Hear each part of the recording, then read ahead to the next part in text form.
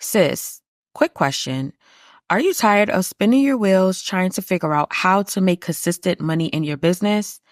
Listen, in 2025, we're not wasting any more time feeling overwhelmed, unprepared, or unsure about what to do next, okay?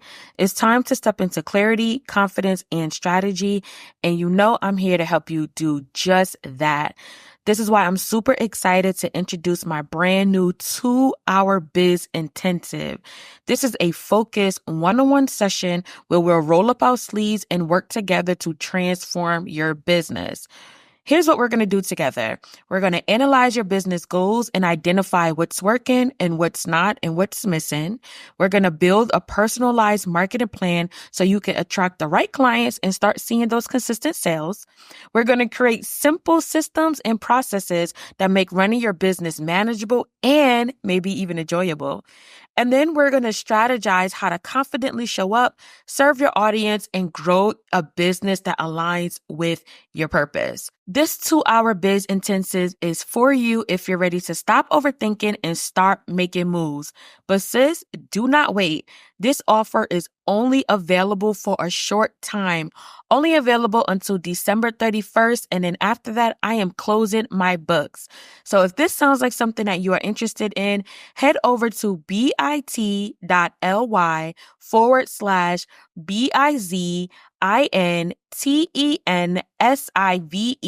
That's bit.ly/Biz Intensive to grab your spot now.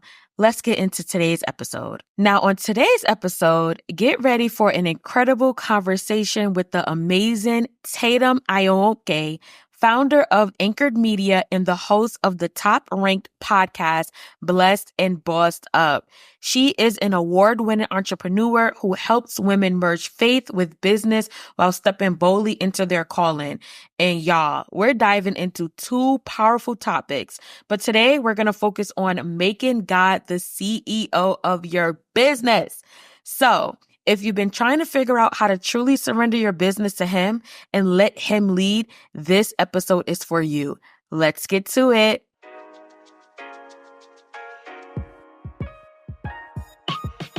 You are listening to Call Her Profitable, the podcast where Jesus-loving entrepreneurs hit 5-figure months consistently, all while keeping God at the center of their business. I'm your host, Odaisha, certified business coach and multi-passionate entrepreneur, here to empower you with the tools to build a profitable, cash-flowing business. And on this podcast, we'll explore effective marketing strategies for attracting clients and boosting sales, along with simple methods for running your business effectively. And hey, if you're ready for accountability in both your faith and business journey, head over to thewomanofpowergroup.com to join our exclusive community. So sis, grab that notebook and that iced coffee and let's get to work. So welcome back to another episode of the Call Her Profitable podcast. I'm super excited about this episode because I have my mentor and my sister in Christ, Tatum, talking about motherhood, making God the CEO, and faith, and honestly navigating it all. I have already said her formal bio at the beginning of this episode, but I just want to take a moment to really highlight how powerful this woman is, how much of a trailblazer she is in the area of faith and entrepreneurship.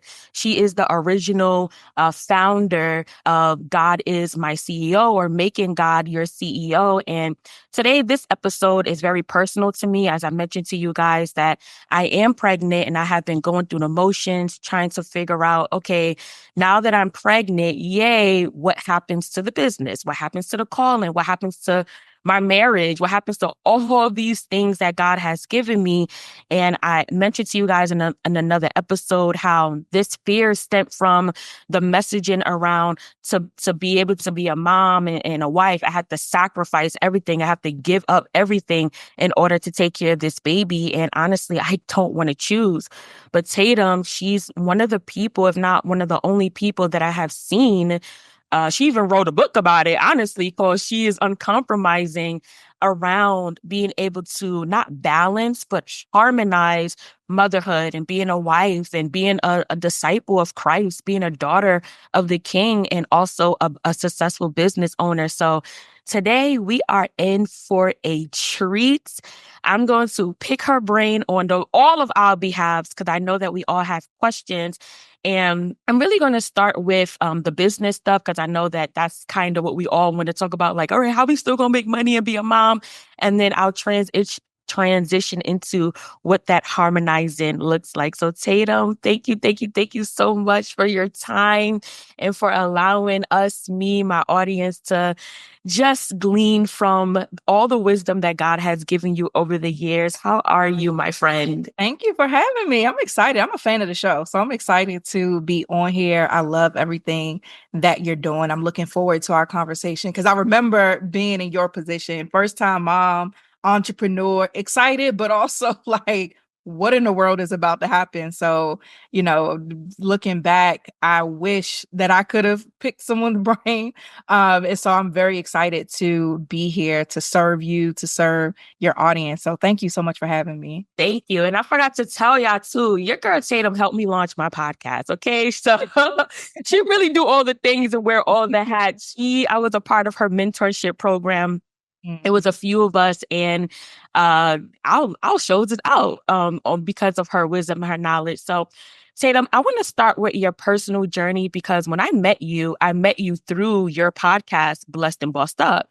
And the theme around Blessed and Bossed Up was making God your CEO. And that's something that I have never heard before. I wasn't even a business owner. At that point, I was just praying, asking God to make me an entrepreneur. And once I came across your podcast, it shifted kind of like this luxury laptop lifestyle that I wanted to live to like, surrender to God and, let God be the CEO of your business. So can you just tell us about your journey to becoming a top producing podcaster and how your relationship with God has played a role in that? Yeah, so I will say my relationship with God, I'll start there. I didn't grow up in church. I grew up going to church occasionally. I have a Southern grandma, so she took me to sunrise service on Easter on Easter every year, and had me in vacation Bible school every summer. My mom, growing up, was in a network marketing company, and I was able to see the freedom. That was my first introduction to entrepreneurship. She was very successful in it. She was one of the top ranking women in the company. And I was able to see her from when she first started, because she worked in the hospital setting and then she transitioned into the network marketing company. So I was able to see what the foundations of building success looked like from being a child in that environment. And she also went to, again, we didn't really grow up in church, but she was a part of mega churches, and that network marketing lifestyle was a lot of like prosperity gospel coming in and all of that. So I was exposed to faith that way, where on from where she would take me, it was all of the mega churches, the prosperity gospel. On my grandmother's side, it was like Southern Baptist Church. We got a building fund. We raising money to fix a doorknob. So it was an interesting merge of introduction to the Lord. Cause like I saw one end of begging and one end of like trying to get everything that you can from the Lord financially. And it was interesting because I recognized and believed that Jesus was my savior. I just didn't really, just didn't know what that meant for me. And I got saved when I was in high school for the first time because I've always recognized that the Lord was with me and pulling me to him, even if I didn't have the language to understand it when I was younger. Like I could remember just traumatic experiences being young of being physically alone, but not feeling like I was alone. And I know that it's the Holy Spirit now, but back then I couldn't put my finger on it. And so when I was in high school, I'm like, man, I'm just about to just lean into this and give my life to Christ. And I did, but I didn't know how to sustain that lifestyle. I wasn't discipled properly. All I knew was the mask. Don't do this. Don't do that. Don't. Box, box, box. That's all I knew. And I rebelled against that. So I went to college and lived my best sinful life. And but even still, I always knew that the Lord was with me. And so once I graduated, and while I was in college, I've always been into brand building. Marketing has always been something that drew me. My undergrad degree is in public relations.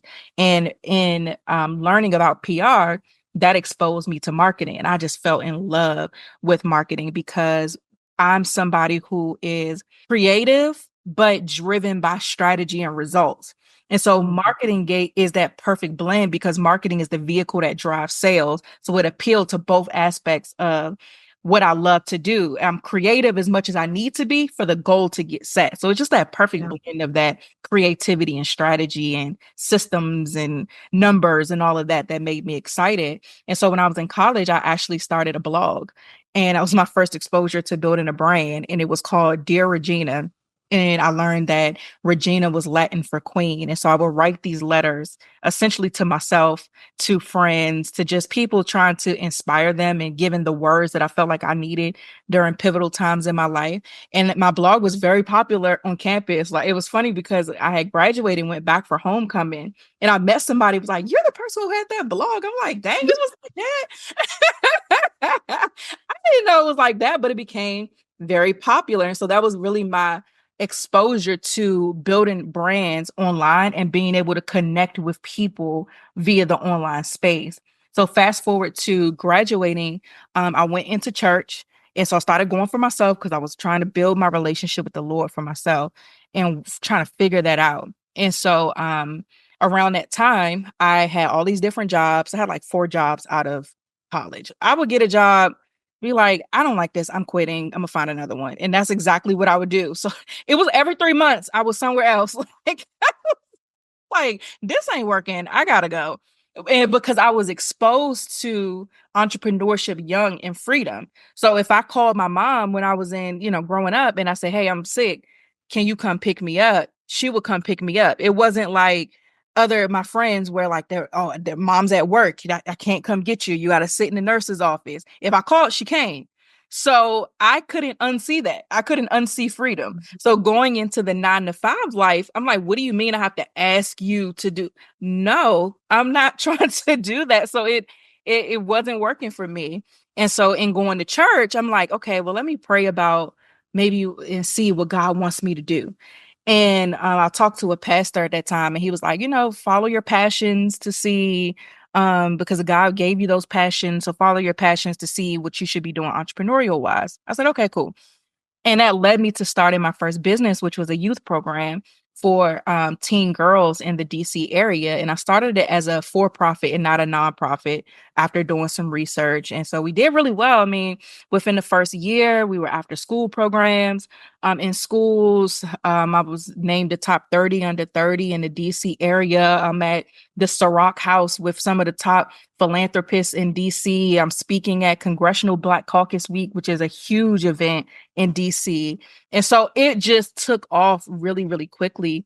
And at that time, though, I had also hired a business coach because I'm like, man, I really want to do this full time. I was like 23 or 24 at the time. And I'm like, by the time I'm 25, I want to be a full-time entrepreneur. So I hired a business coach and I didn't have the money for it, but my parents own a commercial cleaning business. And so I asked my mom, like, hey, can I clean one of the buildings as a part-time job to have extra money for the business coach? And so she agreed. So I would go to work.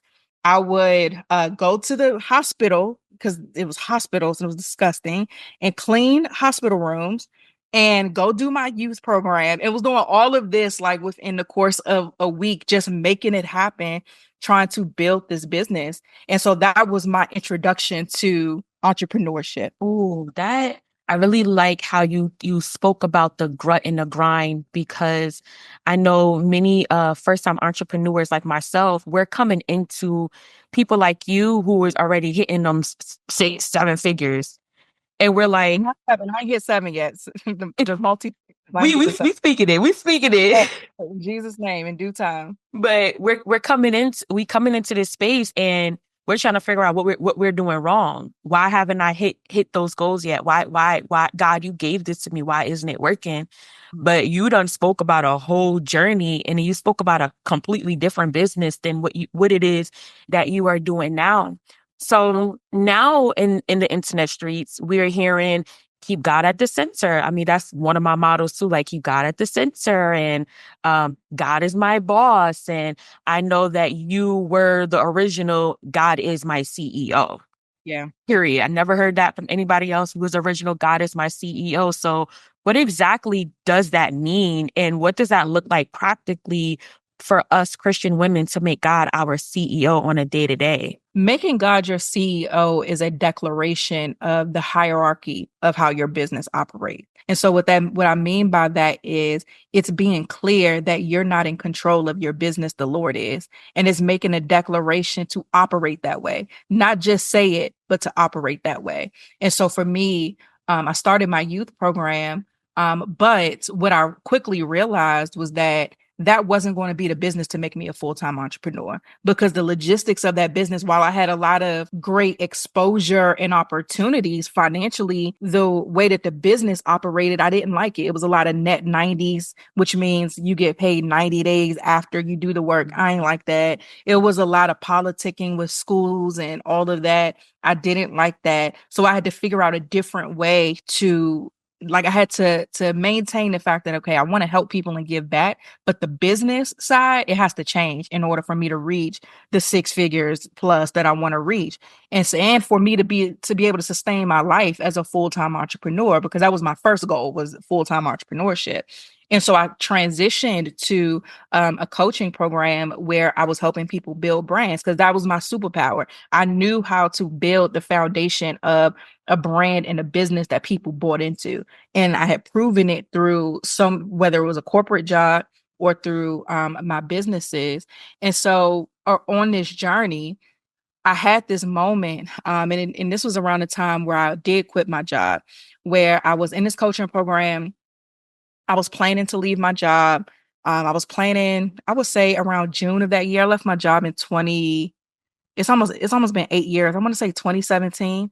And so I was planning to leave in the summer because I had did everything that I was going to be doing in my business. I was putting my revenue streams together to be able to sustain. I had cut back a lot of expenses because I was just trying to survive. I didn't need to maintain a lifestyle at that time. I'm in my early 20s. I'm single. Like, I don't have no real responsibilities. I'm not trying to be living the high life. I'm trying to have the freedom of my time. I'm not even worried about six figures. I'm just worried about eating.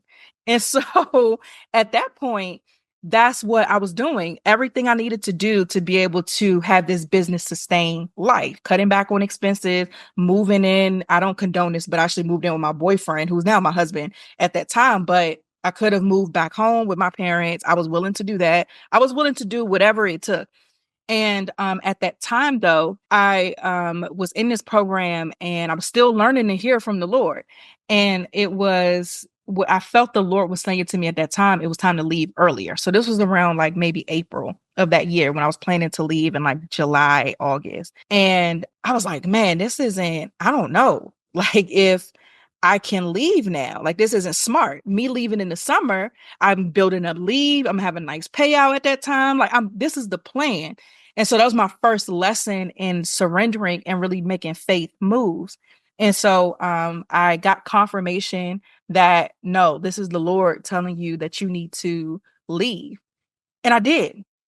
Now, around that time, it was so interesting because I thought that that meant that I was going to be super successful the next day. Being naive, like, oh, please, I'll listen to the Lord. Surely I'm about to be a millionaire tomorrow. Absolutely not.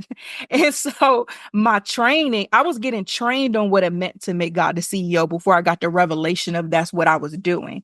So it was this one pivotal moment that really stood out to me. I remember waking up, I'm working on my business. I didn't have clients at the time, but I was just trying to do what I was supposed to do to get to that point. And but I was broke. I learned how to braid my hair so that my hair could be presentable, wasn't getting no nails done, eating the bare minimum, like just scrapping it. And my husband, well, boyfriend at the time, he was very helpful. He took care of me, but all of the other stuff, I'm like, I can't do this. I got to figure it out.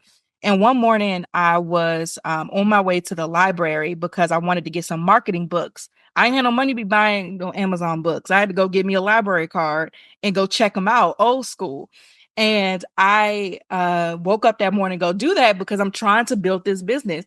And the Lord told me to watch the movie War Room. And I was like, God, I'm poor. Like, how am I going to be watching movies? You know, I don't need to be sitting here watching movies. I need to be grinding to Get to the bag. it's like, what is you saying? Watch a movie. Okay. Nevertheless, not my will. And that's just me, how me and the Lord go. Sometimes I'll be like, God, what? Nevertheless, I've mastered the nevertheless, not my will, your will. And that was one of those moments. And so I watched the movie. I was like, oh, great prayer. Okay. Now back to this business though. I didn't get any great breakthroughs from watching that movie. So after I finished, I went to the library, and it was so crazy because I was in the business book section, and the book Fervent by Priscilla Shirer was right in my face. I didn't know what fervent meant off, just reading it, but it was a sticker on the book that said from the movie War Room. And I saw that. I kind of looked around and was like, surely somebody is playing tricks on me. And I looked and was like, oh, clearly okay, this has to be the Lord. Because at this time, I'm still new in my faith and learning how the Lord speaks to me. And so that was a huge moment of like, oh no, God is really trying to get my attention. I did hear right. I wasn't just being lazy and watching movies today. And so I took the book, I went home, I read the whole book. I had time. I read the whole thing. And I sat and I followed all the instructions in that book of writing out the prayers, following her method, the importance of strategic prayer. And that book was like a great foundation of me learning that prayer is the foundation of this journey that I was going to take. It wasn't in the strategy. It wasn't going to be in any of the stuff that I thought was going to make me a successful entrepreneur. Intimacy with the Lord, strategic and fervent prayer and commitment to him was going to be the strategy that I needed. And it was in that moment that I call it the time that I got saved. So I got saved in high school, but this was the moment I said, you know what, God, if you light a fire, because I felt convicted, like, God, I've known you. I've always known that you were with me, but I've been, one foot in and one foot out for a long time. And I'm seeing the level of dedication that it's going to take and what you're calling from me. I don't have it. I'm self-aware enough to know that when I'm passionate about something, I go after it. I can't sit there and give God excuses. Like, if we're going to build this relationship and I'm going to live for you, it has to be from an authentic and vulnerable place. And so I say, God, I haven't lived for you because clearly, I'm not passionate about you. I haven't seen the value in living a life totally dedicated to you. So if you light that fire on the inside of me for you, I promise you, I will never turn my back. And that was a covenant that I made with the Lord in my closet that day. And I meant it. And I've never turned back from that covenant. I made mistakes, but I've never went back on my commitment and that covenant to the Lord. And so it was in that moment where he took me through such a training ground. Again, God is my CEO still hadn't came yet, but the concept was being birthed. So after that moment, I went back to building my business. I was still at that closet in my room became my war room. And I had all these prayers and sticky notes, and I was reading my Bible and learning and getting close to the Lord. Like, our relationship really built in that time period. I had people in my life who discipled me, who I could go to and ask questions about the word. And my relationship with God began to grow. My business began to grow. I was getting clients. I was making money. And then he told me to shut it all down. And so, and I'm giving the lead up to God is my CEO because I want you guys to prioritize the process over how good it may sound and understand what it may look like. So this whole time, my business is growing. I had started the podcast at this point. The podcast originally started with myself and a co-host. One, I saw it as a great opportunity. I was looking to build a brand online. I had already started that through my blog in college, but I was looking to expand upon that. At that time, YouTube was really popular. That's like the original OG YouTubers was out there. At that time, social media was popular with like Instagram in particular, where it was really coming up and people were building brands. I wasn't interested in YouTube because it felt like too much work. I wasn't interested in Instagram because I wanted to live a life where I didn't feel like my phone had to be up all the time. That was something that was really big to me, where I didn't want my lifestyle to where I had to be for sale. And so I wanted to build a brand with boundaries. That has always been extremely important to me, even before having a family, it just having those boundaries. And so podcasting came up. This little purple app popped up on my phone. I'm like, what is this? And I started listening to podcasts. It's so funny because some of the first podcasts I started listening to, I still listen to today. It's been like 10 years plus of me listening to certain podcasts. And I'm like, man, no, this is going to be great. And so I saw the opportunity of, oh, this is going to be a industry. People are going to be moving here. So this is the perfect opportunity for me to maintain those boundaries because at that time it's just audio. So I ain't got to be on camera. I could talk from wherever. I just upload it to the internet and like that's it. Oh, this is awesome. It's an emerging industry. People are moving towards it. So this is a great opportunity for me to position myself before people get there. So that means a lot of the marketing work I'm not even going to have to do because of the way that it's growing. And so I'm like, oh, I'm hopping into this. So then I go to craft the show. And I also just had this inner desire of like, you need to start a podcast. I know that was the Holy Spirit now. Back then, it was like, man, I can't shake this feeling of I need to start a podcast. And so back then, the business podcasts were more so like people who have already reached levels of success. And it was like, hey, here are the ways that you can be more successful like me. Not necessarily people who were in step one, the trenches, building it from the day to day. And that's what I wanted. I wanted to hear, like, how do you take an idea and you materialize it into something that sustains your life? And then you grow it into something that makes a lot of money. Like, I couldn't see it. And I needed help picturing it. And so I'm in true entrepreneur fashion. If you can't find it, you create it. At that time, I'm still dealing with a lot of my own insecurities, so I didn't feel like my voice was meaningful or mattered alone. And so I solicited co-hosts, some people that I met from relationships I've built over time, and I told them my podcast idea. I'm like, hey, I want to start this podcast. I wanted to be about the journey of entrepreneurship. Y'all are both building your own thing. Like, what do you think? So they were both on board. By the time, you start stuff with a group, sometimes people fall off. So by the time we actually launched, it was just me and one other co-host. And we launched the podcast. We were recording in the conference room of my aunt's house. When I would do interviews, I would only do local interviews because I didn't know how to do virtual interviews. So I would take my little microphone to people's houses and or have people come to the conference room if I did an interview there. Like, was really figuring it out because I had no idea. And so started that podcast. And then so this is all happening at the same time of me growing my relationship with the Lord. And so the podcast is fueling my business because I also saw it as, oh, this can be a great top of funnel strategy to get people into my coaching business. And so it just worked. The concept of starting a podcast just worked in so many ways for what I was trying to do. And it was working. I was getting clients. I was starting to make money. I'm growing my relationship with the Lord. And then he tells me to shut it down. So I have to just stop everything. And I said, okay. It took me a couple months. I wish I could tell you I did it right then and there. It took me a little second. But he just started giving me instructions. Shut the business down. Do the podcast by yourself. This is a few months after we already started. We're growing to like 10,000 listeners plus now. Like, the podcast didn't start as no small thing. It started taking off. And in the midst of the podcast taking off, my business taking off, the Lord was like, shut all of it down. Do the podcast by yourself. No more business. And I just had to make those decisions. And so I ended up having a conversation with my co-host. The Lord told me this maybe a couple months after we launched it. I was not trying to make those no rebrands because that just didn't make sense. My marketing mind is like, how am I going to rebrand when we just started? God, this don't really make no sense.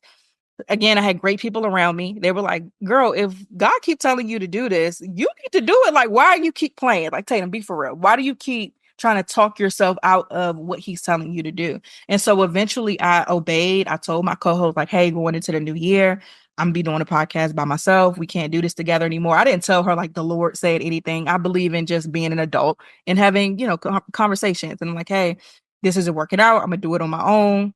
We ended that amicably and everything was great. My business, I shut it down. I was terrified, but I did it. And so after that, I'm like, okay, God, what in the world is happening. I did what you said because I didn't know. I didn't get the instruction until I obeyed. I didn't get clarity until I obeyed. God is my CEO didn't come to me until I did what he told me to do. And so when I gave him my yeses and I sat down, okay, God, well, what are we doing? Everything I just tried to build, you told me to shut down. So clearly I don't know nothing. What's happening? And so he said, you got it partly right with the podcast of talking about the journey, but I don't want you to just talk about the journey of entrepreneurship. I want you to teach people how to make me the CEO of their businesses. And I was like, huh?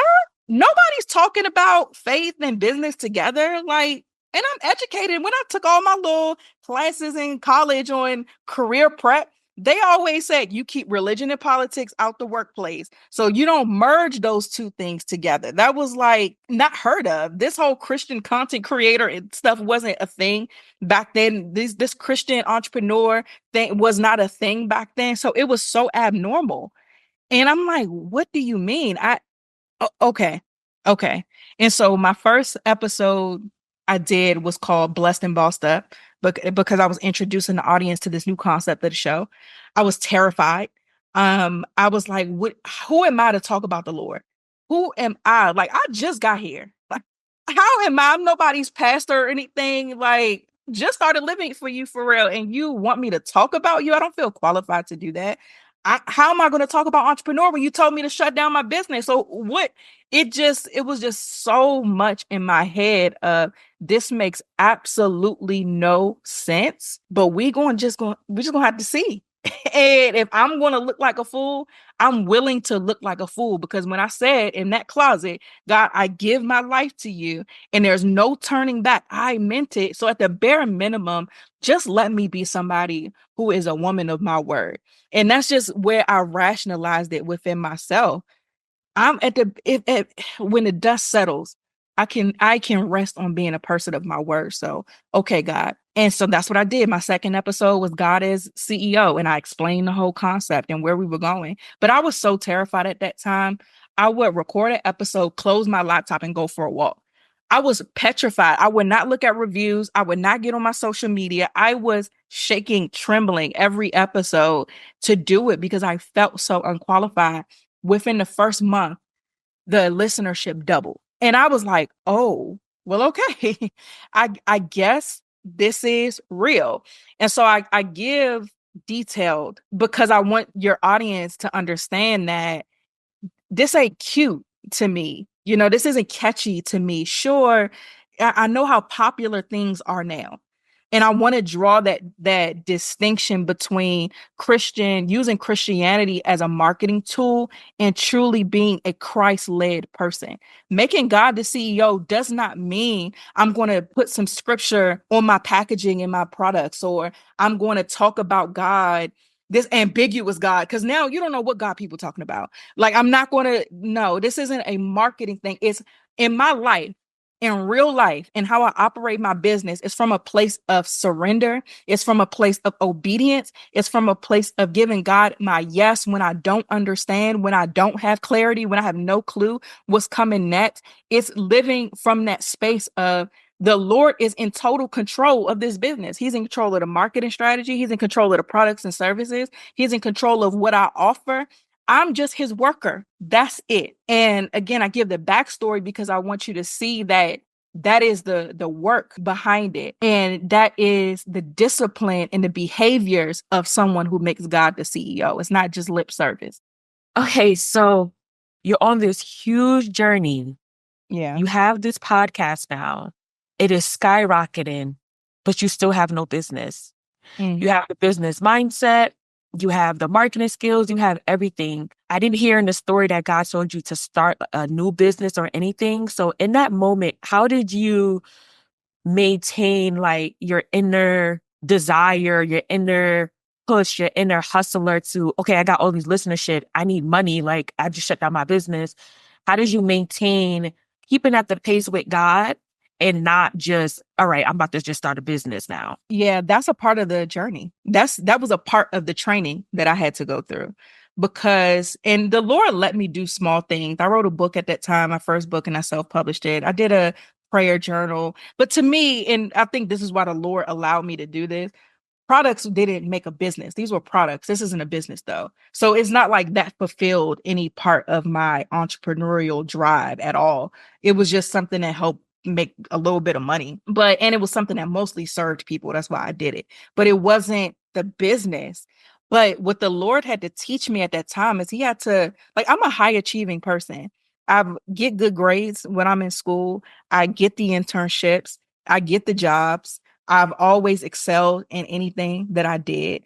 I had that level of pride and ego of like, oh, I'm gonna be great in whatever I do. So me thinking that I was going to be successful wasn't even something that was a question. I knew I would be successful in whatever I did, and everybody around me knew it because that's just how I was. And so the Lord had to humble me. I was the one who made all the vision boards. Like I said, my mom was in a network marketing company, so personal development was a big part of it. So I read all the secular personal development books and did all the productivity things and how to win friends and influence people and the habits of highly effective people, all of that. And I had the vision boards of I wanted this 10,000 square foot plus house in Potomac.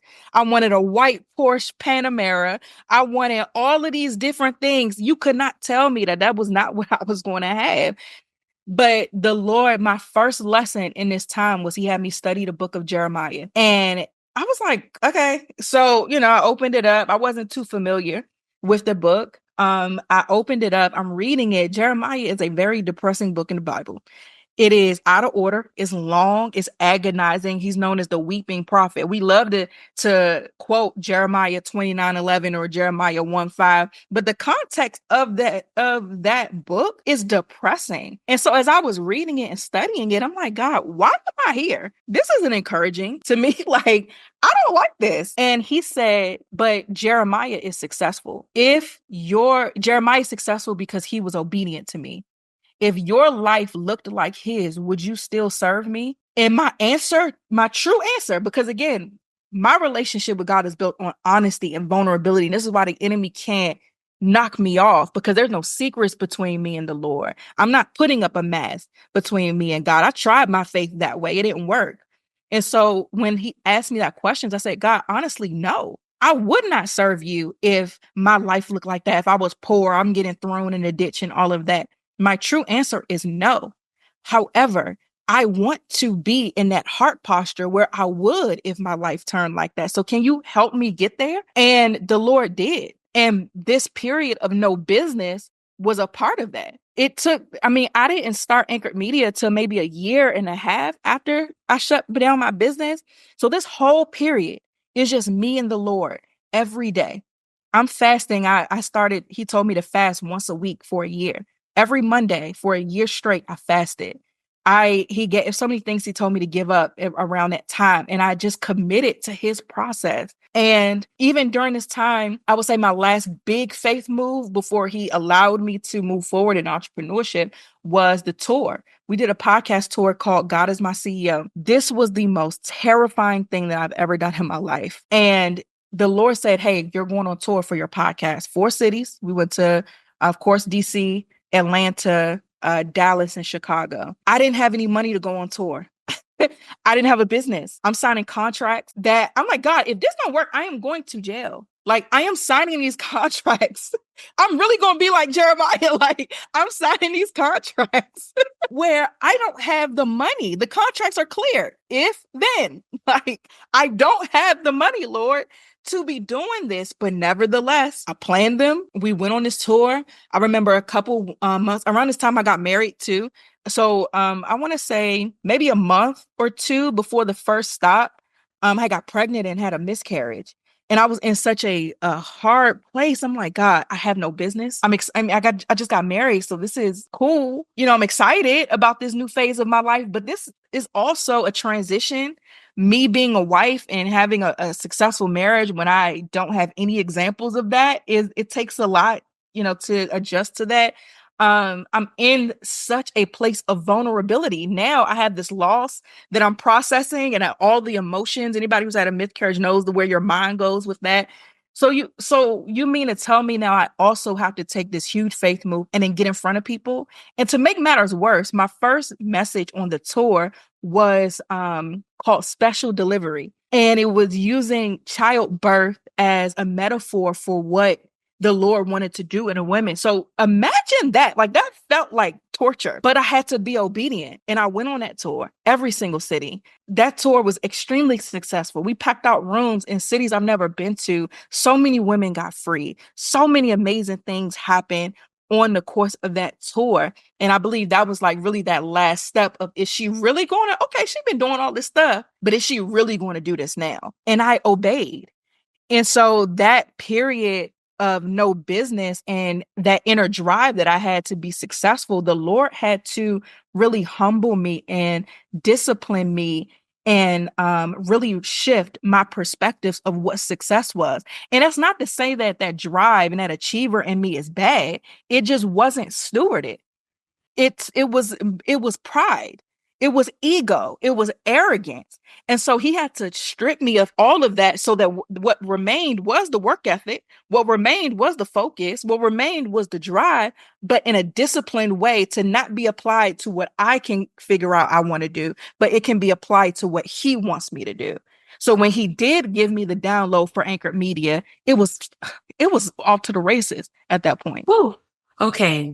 So much to unpack, so little time. So we have Anchor Media now. This Yes. is the business, right? Mhm. Mhm. What happened with the business? Like, so now you have the business, you have the podcast.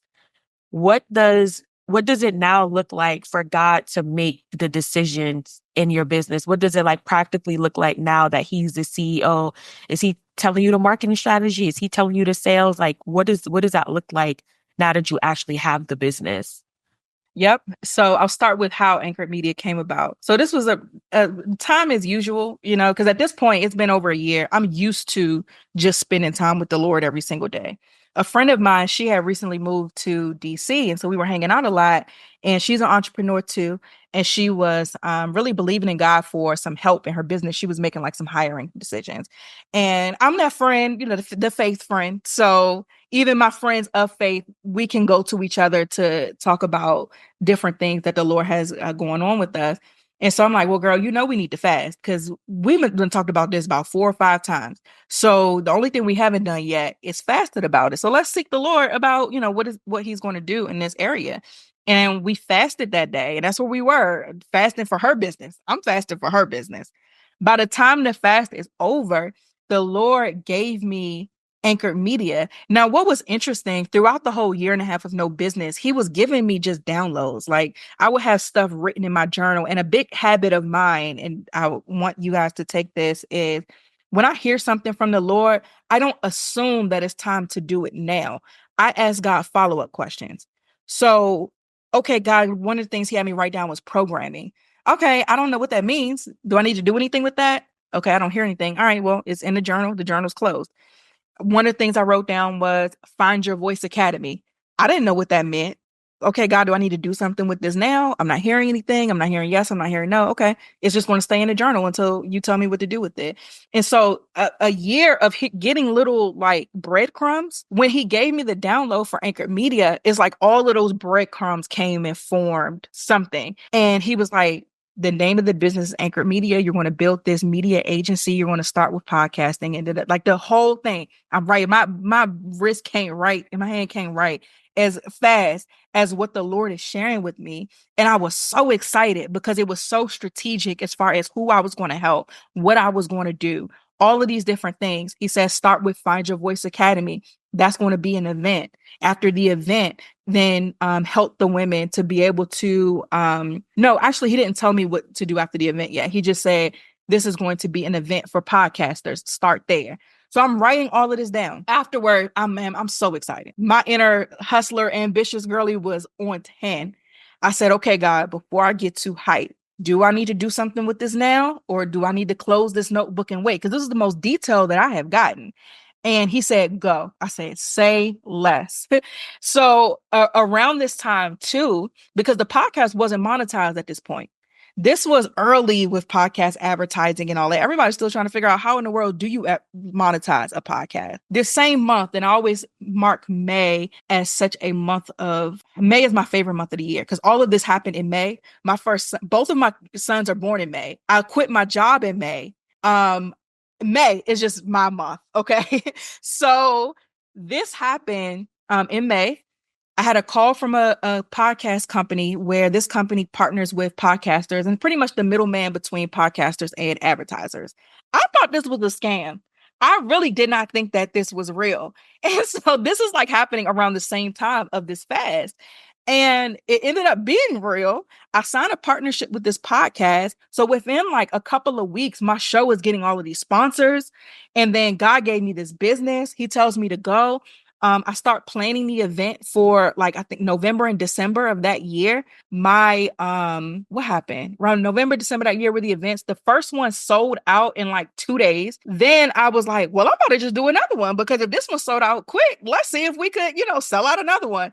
I was planned another one for 2 weeks after that. That one sold out. I was like, okay, so this is on. So this is around like the end of the tour. And so I truly believe that my obedience in doing the tour just really proved to the Lord that I could be trusted with what he had next. And so all of these things just started happening. I went from not making any money to making my first 6 figures by the time the year was over and getting pregnant with my first son that year. So after the miscarriage, after going on tour, all of those things, every single thing that I had just bawled my eyes out over, the Lord just restored to me. And when I knew that I had passed the test, it was a huge goal of mine to have a 6-figure business. Like that was the thing. After being full-time, 6 figures was what was next. I didn't even know I hit the goal. I was the person early on where, okay, if I want to make at least 100,000 a year, if I divide that by 365, I need to make this every single day. Like I was that person. I didn't even know. My husband, we would chat on like GChat when he was at work and stuff. And I'm like on my computer. And he sent me a chat. My husband is a CPA, so he's my accountant. And he sent me a chat and was like, I think you want to see this. And it was a screenshot of my accounting software.